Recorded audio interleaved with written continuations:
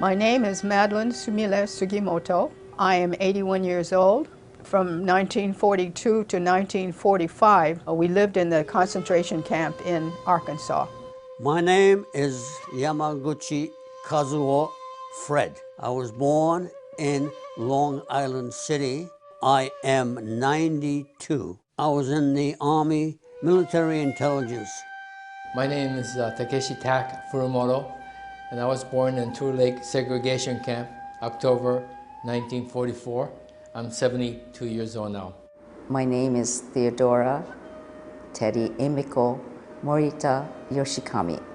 I'm 74 years old, and I was born in Tule Lake Concentration Camp in California.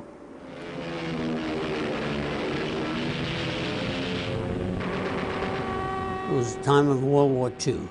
It was right after Pearl Harbor. Roosevelt issued Executive Order 9066, ordering the internment of all Japanese Americans into America's concentration camp. Our incarceration was done without any question about who was guilty or what was the crime. We were just all put in the camps. There was no question about accountability in terms of the responsibility of the government to the citizens. The painting was done by my father, Henry Yuzuru Sugimoto, and he was capturing images of what was happening in camp. And this one is showing me as a child, just like so many other children who came to camp not knowing what was going on, except that we had to wait and find the place that we were going to be living in, and had my little suitcase and the tag which gives our family number. The difficulty was the uncertainty of the situation, where you were told to pack up your clothes, be ready to go in 48 hours, not knowing what the future held. I was in the Military Intelligence Service, and during the occupation, some Japanese called me Roosevelt's spy. Some of this select group is from Hawaii. The rest are from the mainland. Many of them volunteered to fight when they were behind the barbed wire enclosures of relocation centers, where they had been moved in 1942, soon after the outbreak of the war. There were two segregated units in America then in the military. There were black soldiers and we ethnic Japanese soldiers. Most of the Nikkeis that served in World War II were either from those concentration camps, whether they were drafted or volunteered. One day we were on the forced march, and then we took a break, and my feet had become like hamburgers. And so I told the guys in my platoon that I was not going to go with the rest of them on the forced march. They said, "Get up, Yamaguchi, none of us fall out.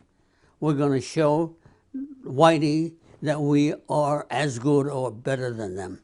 Nobody in our group falls out, and you better not fall out." And that's what I learned all about internment, segregation, and what it meant to be ethnically Japanese back then. It was not until 1988 when the Civil Liberties Act was passed during the Reagan administration. From 1988 to 1994, I believe, it took that many years to send this out.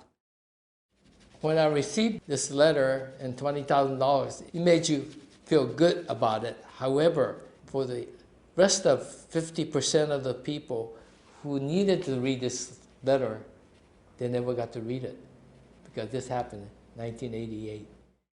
In essence, same thing is actually happening. And the letter says, lack of political leadership. Because of the lack of political leadership, we were locked up for 4 years. Nobody came to help us.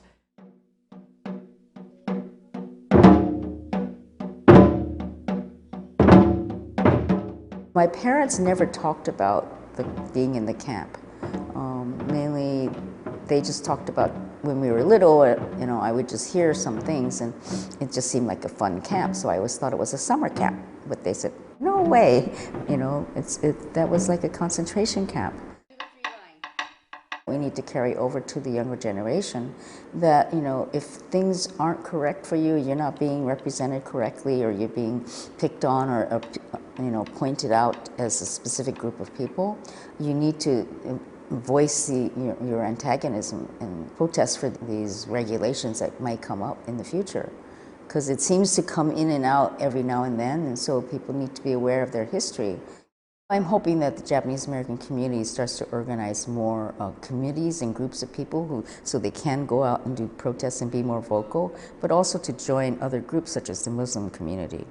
And I think that's already starting to happen.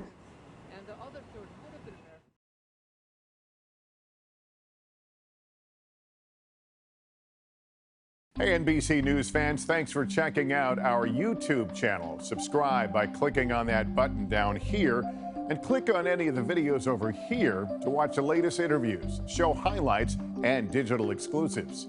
Thanks for watching.